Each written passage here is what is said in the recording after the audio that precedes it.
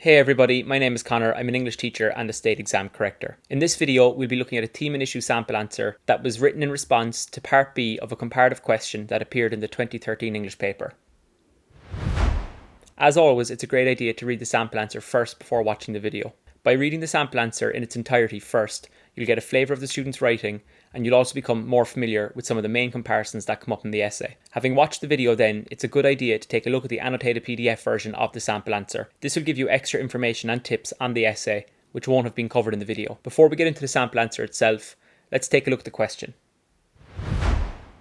The question reads, in many texts, a theme or issue may not be resolved to the satisfaction of the reader. Compare the extent to which a theme or issue is resolved to your satisfaction in the two other texts on your comparative course. Okay, so the first thing to recognise here is the fact that the question has one clear task. The task is to compare the extent to which a single theme or issue common across two texts is resolved to your satisfaction. The compare the extent to which part of the question is very important, as it invites you to explore how the theme or issue was or was not resolved to your satisfaction across your two texts. Before you go about planning your response to this question, remember, in order to achieve maximum marks, you must firstly focus your response around the comparisons, and secondly refer to both texts on your comparative course throughout your answer. So now that we've looked at the question, let's become a bit more familiar with the marking scheme.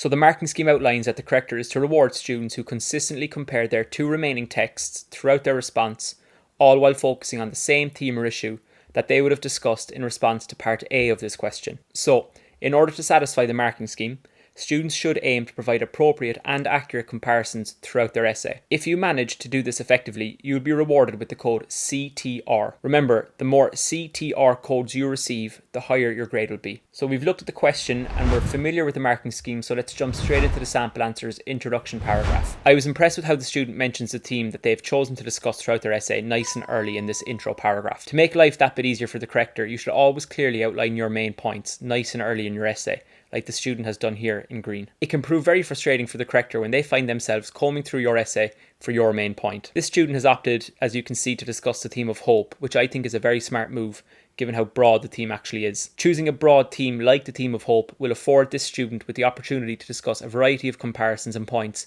across both of the remaining two comparative texts. I also liked how the student provided an overview of some of the points that they will be discussing throughout their essay within their intro. The student simply states that they will be discussing how the extent to which they were satisfied with the resolution of the theme of hope is influenced by their text's characters, its environment and its storyline's ending. As the corrector, I now have a fairly good idea as to the points that the student will be covering in their essay. You would be so surprised at how many students fail to give an outline of their essay in their intro. So be sure to give the corrector a heads up as to what they'll be reading throughout your essay in your intro. This student also ensures that their paragraph focuses on the comparisons. They discuss, for example, how, similar to Brooklyn, the Playboy of the Western world is also set in rural Ireland. A quick comparative focus such as this, reinforced by comparative phrases, is so important when it comes to this section of the paper. You will be rewarded highly for any meaningful comparisons you draw between your texts, so you should really focus on these. Remember as well that you can compare under differences, not just similarities, in the comparative section of the paper. I also really liked how the student abbreviates their text's titles. This quick knack will save you a small bit of valuable time on the day of the exam. So now that we've looked at this student's impressive introduction paragraph, let's take a look at their first and second main body paragraphs. I really liked how this student structures their essay by referring to the beginning, middle and end of their two texts as they go about making their points. You can see here how the student begins discussing how the theme of hope is established in both texts through the reader's and viewer's initial introduction of the text's settings. Presenting your points, I think, in a structured manner such as this reads so much better than a disjointed essay where the student jumps from one random key moment to the next. I also really liked how this student consistently supported his or her points with accurate and comprehensive analysis of their comparative text's key moments. A knowledge of significant events in each of your texts, as highlighted here, is so important when it comes to strengthening any point or comparison you make in this section of the paper. Remember, there's no real need to go into too much detail in terms of the key moments, but definitely do make it your business to mention the moment in the text where your point is best highlighted. I was also very impressed with the wide range of vocab on display in this paragraph. Words such as despondent and impeding show me, the corrector, that this student has an impressive command of the English language and is probably superior in terms of vocab in comparison to their peers.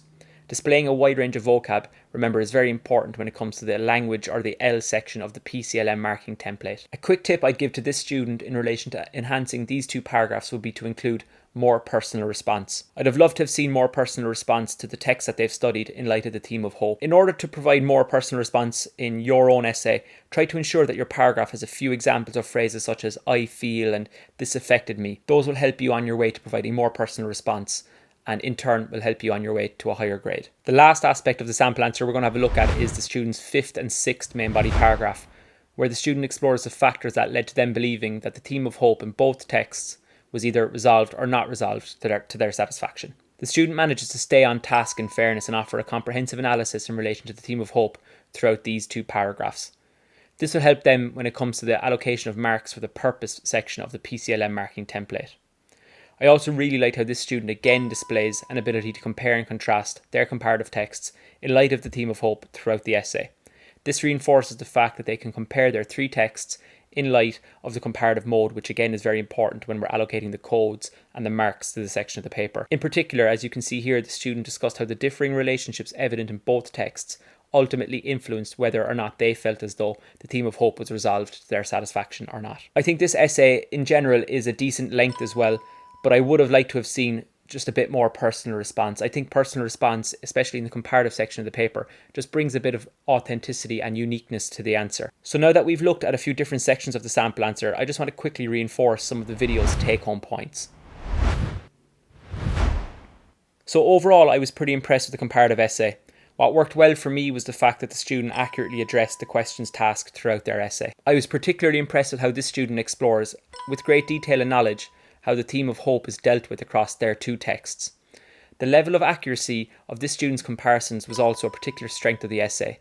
Remember, according to the marking scheme, it's these comparisons, which can be made in the context of both similarities and differences, is what will get you the most marks and is definitely what will set you on your way to a high grade. So think comparisons all the time. Think of the code CTR or the code C for comparisons and hammer that home in your plan as you approach the comparative section of this paper. Some advice I would give to this student to enhance their comparative essay would be to include more personal response. Hopefully the content of this video has helped you in some way. Make sure to check out the annotated version of the sample answer for even more info that wasn't covered in this video. Thanks for watching and chat again soon.